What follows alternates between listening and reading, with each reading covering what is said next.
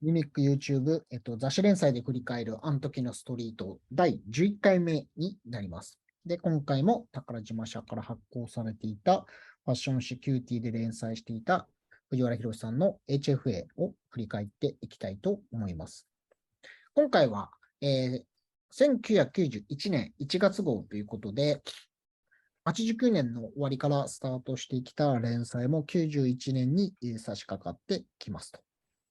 はい。で、91年の上半期はこんな形の連載をしていまして、グッドイナフが出てきたりとか、スチャダラが出てきたりとか、スツーシーの伝説の回があったりと、かなり、盛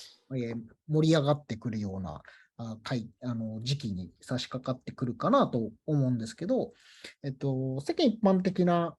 時代背景でいきますと、比較的、その去年とか80年代後半から言っていた、そういうちょっとスケーターチックなところが、もうメインストリームになってきて、サーファー、スケーター、ダンサーとか。で、すごい、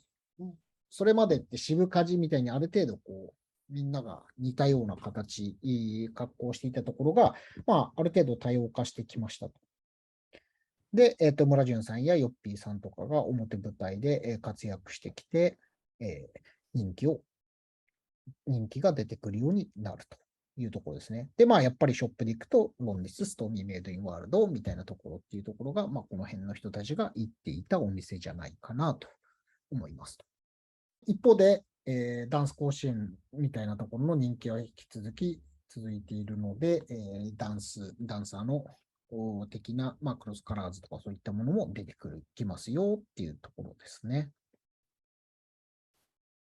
で、必ずそういうストリートのカジュアルっぽいのがあれば、カウンターのところでちょっと綺麗めと呼ばれるようなものは、出てくるのが世の常だったりするので、デルカジと呼ばれるような、アニエス的なような格好をした人たちもいたというような時代でございます。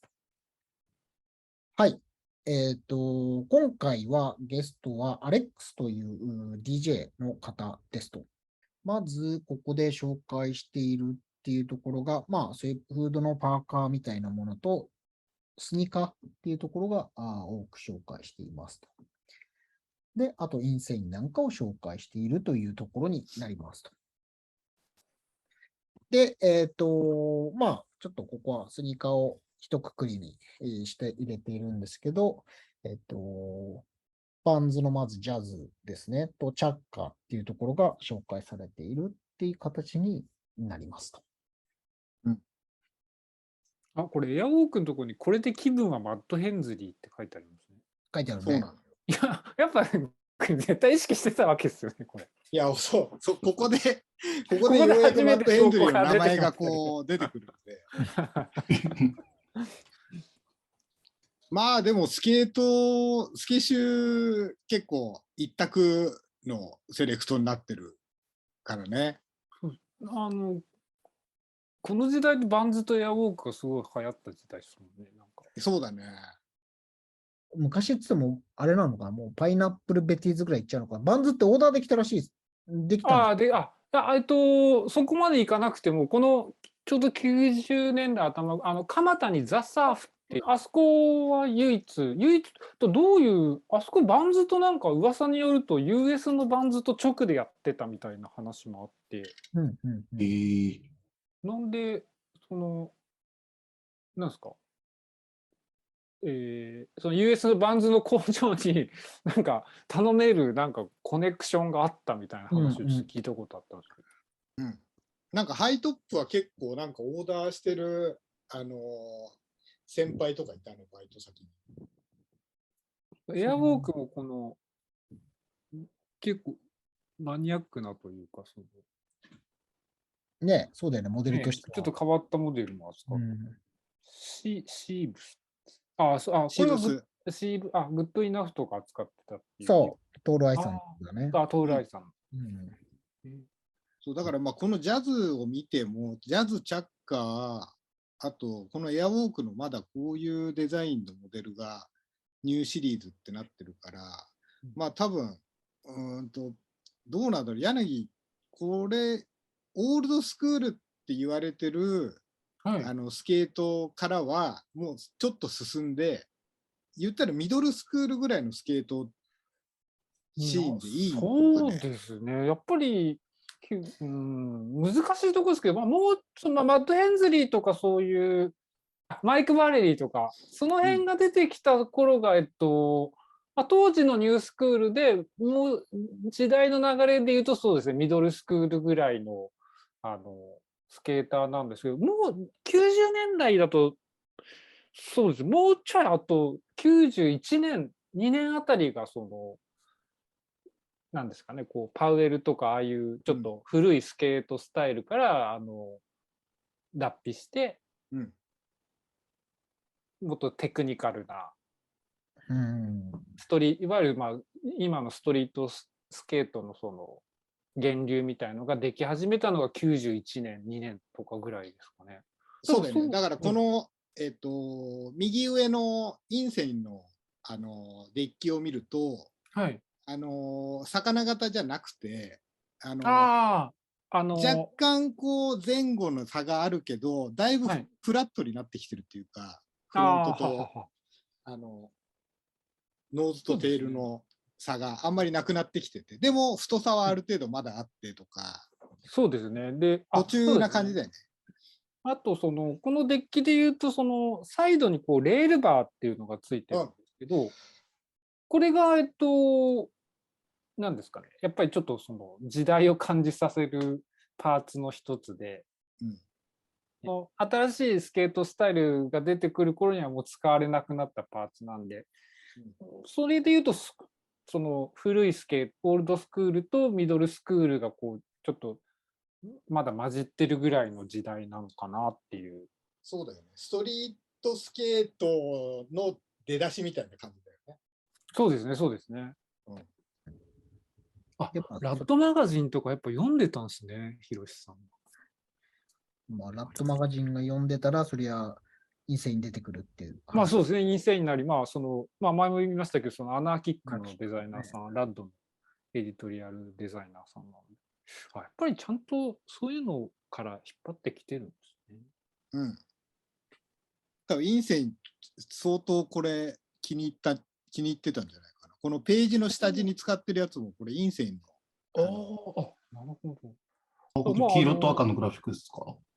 これ、広告の、このラッドマガジンで使われてるのを使ったんじゃない？正直インセインっていうブランド自体はやっぱ日本でしか注目度は高く、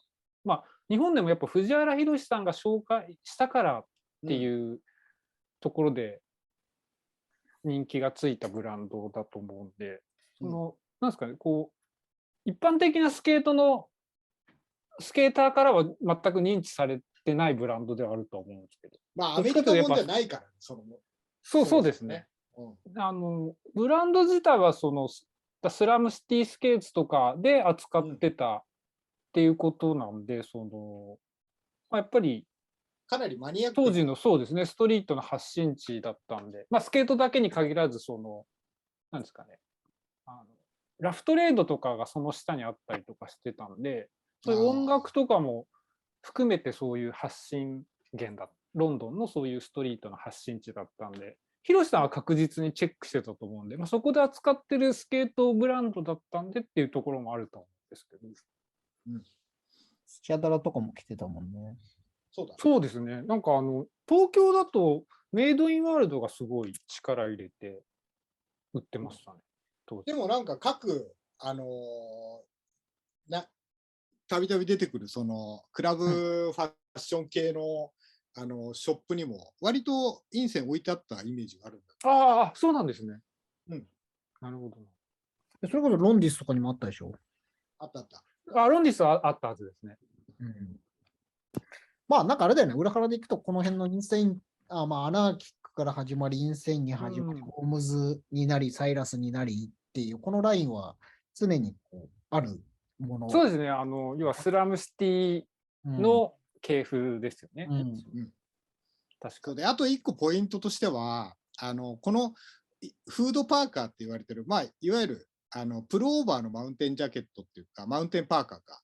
はい。っていうのが本文中に説明だとニューヨークのスケーターがみんな着てるとかっていうのが、また、早々にこのニューヨークのスケート、東海岸スケートをフックアップしてるのがまだ早いなっていう。そうですね。確かにあのラックってなんかうん。まあ、結構、まあ、この手のまあ、ギャップも出てたし、J. そうだねクルーとかも出てて、やっぱそのスケート流れのファッション好きな人は、やっぱちょっと一つ、なんでしょう、アイコンうん。的なジャケットになってるんですよね。で、その後なんか日本だと、ヨッピーさんがそのヘクティック時代にアバークロンビーのやっぱラックを仕入れて、それやっぱ、いまだにやっぱ、つきものの間では語り草になってるアイテムだったりもしてるんで。右上にはスシのスタジャンっていうところで。そう。こ次週のスタジャンも全部見たいね。次週がまさに、